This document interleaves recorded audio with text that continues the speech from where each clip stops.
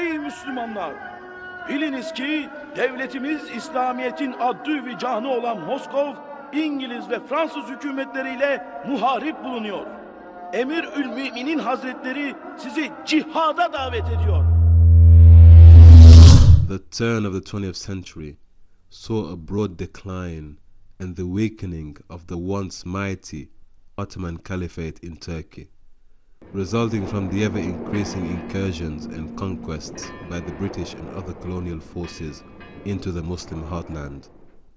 The early 1900s were characterized by a sequence of cultural and material defeat for the Muslim world. Many thinkers and academics foresaw the eventual collapse of the Islamic governing body and its inevitable subjugation of the British, French, and Italian forces. This reality was perhaps more apparent within the Eastern European frontiers of the Ottoman Caliphate, and it was in the midst of this critical and pivotal era of the Muslim Ummah, from within the Eastern European post of Albania, that a young child was destined to be born.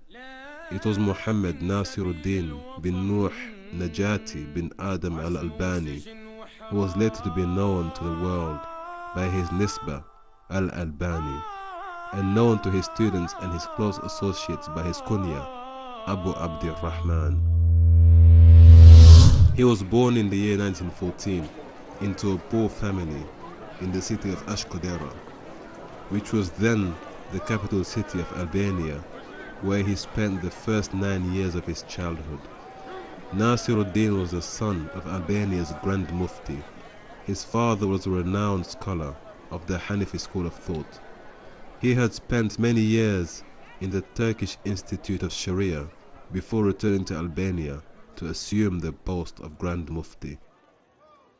But Albania, like many of the Eastern European countries of the time, was under the reign of secularist political parties with openly anti-religious agendas. The Albanian national leader was Ahmed Zogu, a staunch supporter and admirer of the secularists such as Mustafa Kemal Atatürk of Turkey. He even copied Atatürk's policies and imported them into Albania by making it illegal to wear the hijab and by banning the call to prayer in the Arabic language. He decreed that all calls to prayer should be made in the Bosnian language.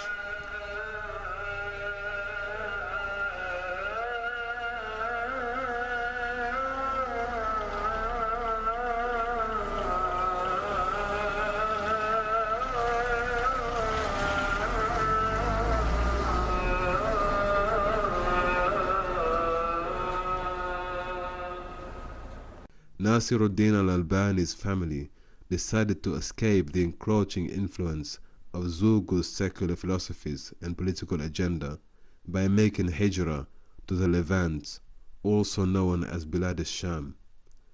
The small community of migrants from Albania were religious people inclined to the practice of Islam, but they had to flee the region in order to safeguard their religious identity and the identity of their children. Al-Albani and members of his Albanian community, who were also migrants to Syria, were later to be known as the Arnauti, which was one of the indigenous names of their people.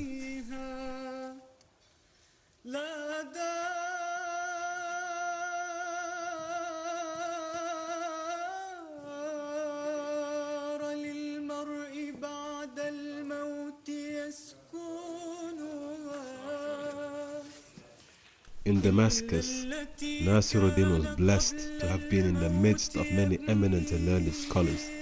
The city was buzzing with ancient libraries and study circles, which was a world away from the situation back in Albania.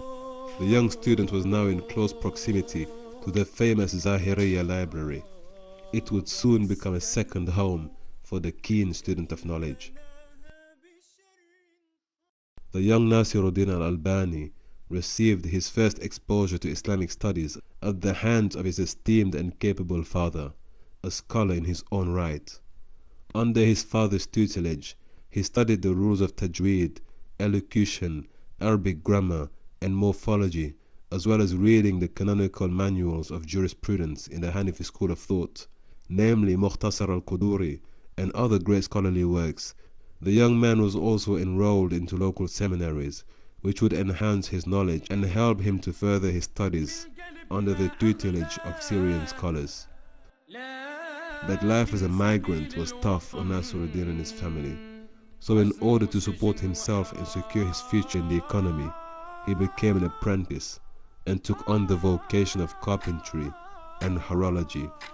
He would go on to master the art of horology and earn his living as a watch repairer. Contrary to what some adversaries and detractors have accused him of, Shaikh Nasirudeen had in fact studied with many reputable and recognized traditional scholars from Syria. He studied under Shaikh Muhammad Sa'id al-Burhani, who taught him Maraqi al-Falah, a seminal Hanafi manuscript. He also studied under Shaykh Allama Bahjatul Baytar, among many other notable scholars of Damascus. The young Nasirudeen was very studious and intelligent. He occasionally recounted his youthful obsession with reading books of all genres, including popular titles as well as rare and obscure literary works. But his interest in the prophetic tradition and the science of hadith was sparked by the monumental work and publication of Sheikh Rashid Rida in his popular periodical magazine Al-Manar. Rashid Rida and his critical analysis of Imam al-Ghazali's phenomenal book Ihya Ulumuddin caused the young Nasirudeen to explore the field of hadith criticism in greater detail. So enthusiastic and captivated was the young student of knowledge that his life would soon be consumed by the study and analysis of hadith.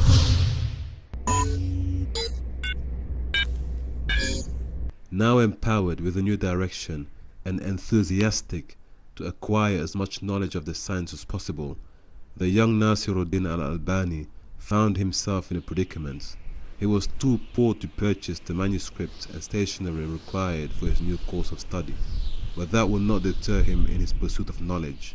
Instead, the young student would walk down the busy streets of Damascus, collecting used invitation cards and pieces of scrap paper from the side of the road. He used these discarded pieces of paper to write extensive notes wherever he found space to transcribe his newly found knowledge. This was also the early practice of the great Imam and scholar Muhammad ibn Idris al-Shafi'i, who was also stricken by childhood poverty and obliged to collect scrap paper outside the administrative office of the Khalifa in order to record extensive study notes during his adolescence. Nasirudeen Al Baani also rented books from the local libraries. By the age of 17 years of age, Nasirudeen had already compiled a 3-volume document with over 2,000 pages on the topic of hadith criticism. The young student soon became recognized in the study circles of Damascus, and barely out of his teens, he became sought after for answers to questions on hadith and the science of textual criticism. However, Nasirudeen soon ran into a huge stumbling block at home, when one of the books he wrote against the mystical and unorthodox practice of praying in graveyards reached his father's attention. Nasirudeen was soon kicked out of his home after supporting his point of view with various textual proofs and evidence, while refusing to blindly follow his father's opinions and his preference for the Hanafi school of thought. But despite the intellectual drift between father and son, the twain were soon reunited, and the young student of knowledge regained his father's love and support. His father would even seek his counsel concerning the authenticity of certain narrations and traditions. But the young man's knowledge was not acquired by reading books alone. He was perhaps an ardent and somewhat excessive reader, but he was by no means an autodidact, as many claim him to have been. The young scholar did not extract his vast knowledge from the inanimate pages buried beneath the dusty covers of some obscure books he found at the old library, but he pursued studies in the science of hadith criticism under the guidance of notable scholars such as Sheikh Muhammad Raghib at-Tabakh of Halab, who eventually awarded the young Nasirudeen with an ijaza, or a certificate of authorization to teach and relate traditions. But to Nasirudeen's own admission, the certificates of authority did not mean much to him. He was in love with the science itself and found motivation in the research and study of hadith, not in acquiring accolades and certificates. By the 1930s, Nasirudeen Al Baani began to specialize in the field of hadith studies. He was barely in his early 20s at the time. He transcribed and commented on Al-Iraqi's monumental work, Al-Mughni. He followed this with a series of influential lectures and books, as well as contributing in articles for the Al-Manar magazine. He spent much of his time in the Zahiriya library in Damascus. He would make daily visits to the reading room, where he spent between 6 to 8 hours at a time reading through classical manuscripts and treatises. But occasionally he would spend up to 12 hours in the library, all the while copying text, researching rare scripts, and reading through volumes of classical text in solitude, only breaking his routine to eat and pray. He often arrived before the librarians in the morning and left in the evening way after they left for their shift. It was due to his rigorous study routine that he came under the attention of the librarian staff, who offered him a room of his own. He soon became a part of the furniture. It has been reported that as the years went by, the Sheikh continued to study ardently in the library room assigned to him. He read all the books then available and repeated the cycle upon completing his reading, hoping to learn more and to pick up on subtle points he may have missed the first time round. He spent years reading and working through classical manuscripts and rare titles. But the fruit of his labor were evident when he presented the librarians with a full catalogue of books in the library. He compiled a list and indexed all the manuscripts by author, topic, and subject matter. He was even able to identify anonymous works that had been unidentified due to poor referencing and a general lack of clarity in the text. He was able to do this by reading all the books in the library and correlating citations from books in the same library. By this effort, he helped preserve many classical manuscripts and documents. In fact, some of the books that were present in the library were not even known to the staff until the Sheikh pointed them out in his discoveries. These discoveries opened a new treasure trove of scholarly work and helped a new generation of researchers and students of knowledge to further their studies with this recovery of these priceless manuscripts. In fact, so deep was the Sheikh's love of literature and learning that it was once reported by Dr. Mahmoud Al-Mirah that he witnessed the day when Shaykh Al-Albani climbed the ladder in the Zahiriya library and picked out a manuscript from the shelves. He immediately opened the book and was so consumed by its content to the extent to which he stood on the ladder for 6 hours uninterrupted and unaware of the time that had passed him by. Shaikh Nasirudeen Al Baani soon earned a reputation for his love of hadith and his studious commitment to the pursuit of authentic knowledge.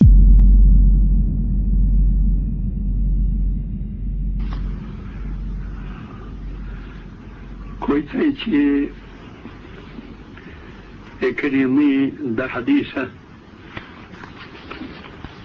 پیغمبر صلی الله علیه وسلم يعني في تنفت إن الإسلام بدأ غريبا وسيعود غريبا فطوبى للغرباء. غرباء غرباء غرباء غرباء غرباء غرباء. Shaykh Al-Albani began delivering informal weekly lectures starting in the year 1954, and by the year 1960 his popularity began to alarm the Syrian secret services. But despite Al-Albani's apolitical stance, he was soon subjected to consistent surveillance operations.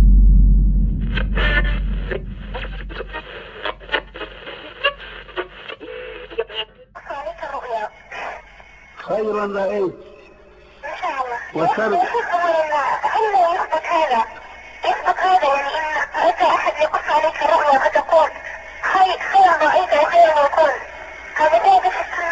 لا ليس ثابتا، ولكن لا بأس من استعمال ذلك أحيانا. بارك الله فيك. وفي كبارك. المهم هي رأت في ذلك رأت نفسها على شرطة تسير على الطريق.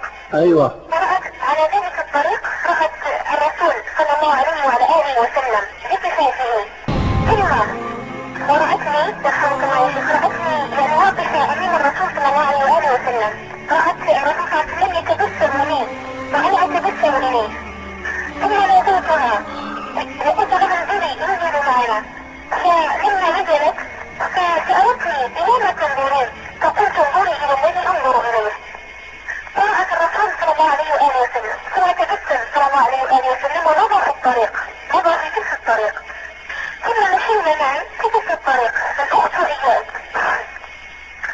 ثم لما كنا نمشي رأينا شيخا على تلك الطريق، رأينا شيخا وسلمنا عليه وقلنا السلام عليكم. ثم رد وعليكم السلام ورحمة الله وبركاته.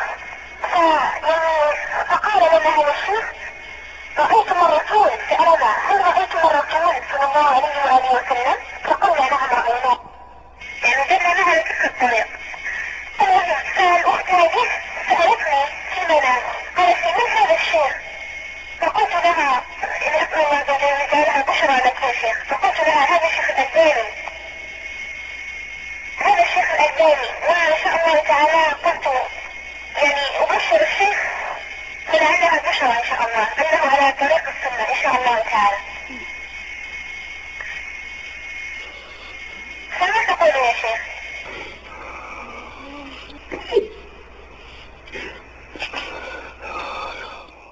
يسعد فؤادي كلما ذكر الحبيب ترنما ذاك الذي رب العلا صلى عليه وسلم.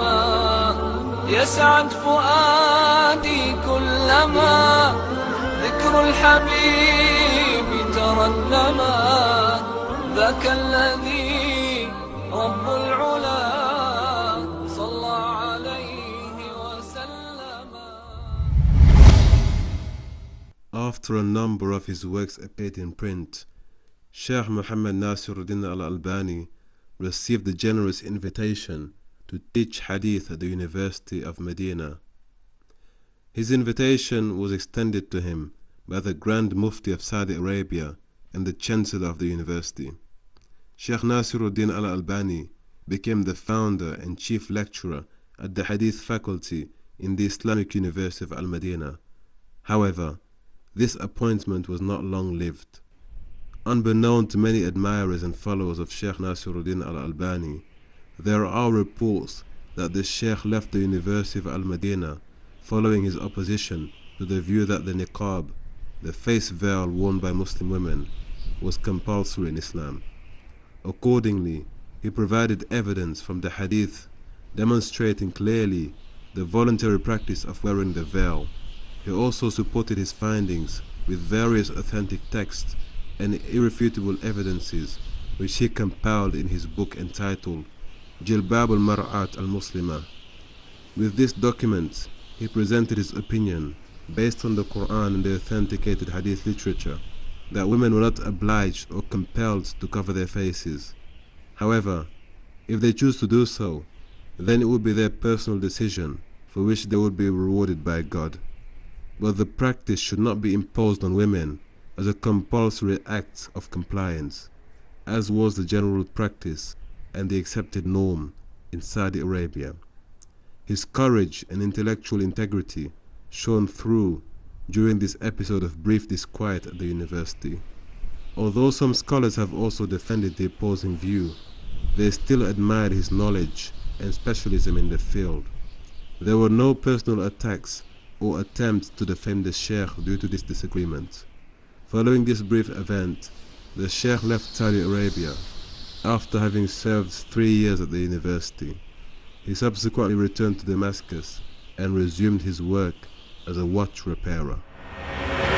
Upon his return to Damascus, Shaikh Nasirudeen Al Baani continued his research and students flocked to his circles of knowledge. It is reported from reliable sources that the Sheikh would teach up to 6 hours a day. One of his students was reputed to have even recorded 6,000 lectures delivered by the Sheikh.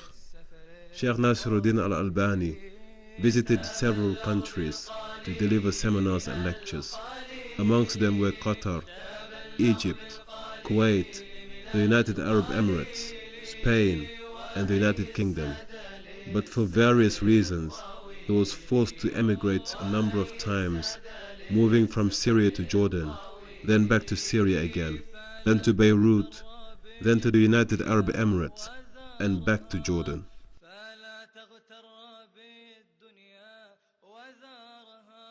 Shaykh Muhammad Nasirudeen Al Baani, like all men of distinction, was also a man who had many opponents and adversaries, even from the scholarly class. This was best illustrated by the sad fact that some of his scholarly peers had joined forces in order to report him to the Grand Mufti of Syria, on the false premise that he was teaching a seditious and subversive puritanical dogma. The Mufti escalated the matter and reported it to the director in charge of security matters.